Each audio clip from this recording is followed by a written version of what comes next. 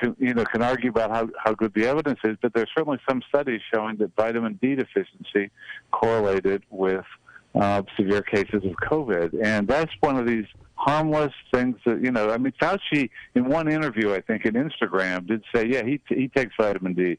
And I wonder, why isn't he telling this that, I mean, this is something people could do that was probably going to help protect against it. And it's harmless, unlike the lockdowns and all these other policies they do, and forcing children to wear masks, which is harmful to them.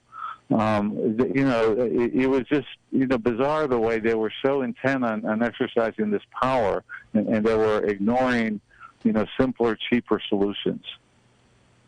When I see airlines forcing 2-year-olds to wear masks, I truly despair for my country.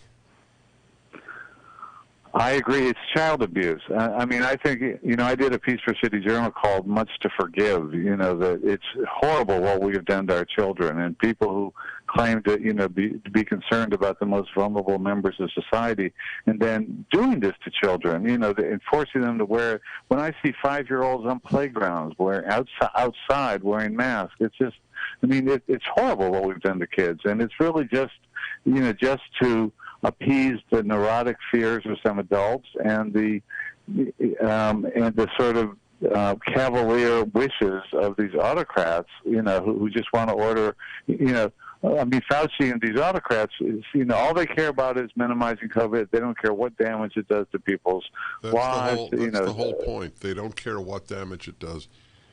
I read to people from the very beginning the projections of the number of people who would be out of work and impoverished. I mean, literally impoverished.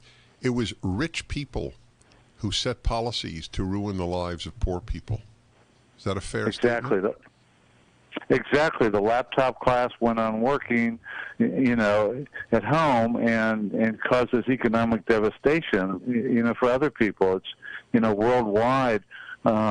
1 in 3 people worldwide lost a job or business during the lockdowns. Half of them saw their earnings drop, and the World Bank estimated that more than 100 million people were pushed into extreme poverty. And yet, you've got these professionals sitting at home, these journalists and alarmist scientists saying, "Well, no, we got to lock down," and they're not suffering.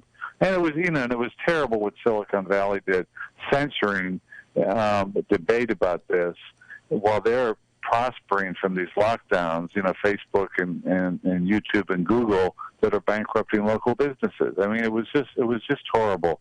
It was appalling to me to see these celebrities on Zoom and YouTube that were all in this together. Well, we weren't. They were off, in their homes safely, in their spacious homes, working on their laptops, and everyone else was suffering. They were in it for themselves. There's continuing on the suffering. I was reading a piece, I think it was in the New York Times, which of course is a big sponsor of the lockdowns, about how hotels, and I saw this. I was at a hotel in Texas this weekend, and I saw this at play. It is now policy, at least this was true for the Hyatt chain, which obviously I stayed at, on this occasion, and they no longer have your room cleaned each day you're there unless you ask for it.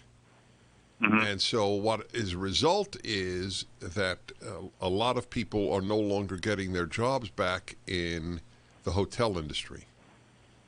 No, that's just, all these effects it's a horrible thing about letting central planners run society. They can't possibly anticipate all the consequences of it. And the other thing, that forcing hotels, and now this maybe made some work for people, but forcing restaurants and hotels and schools to do all this surface cleaning. Which means nothing. They reported it's meaningless.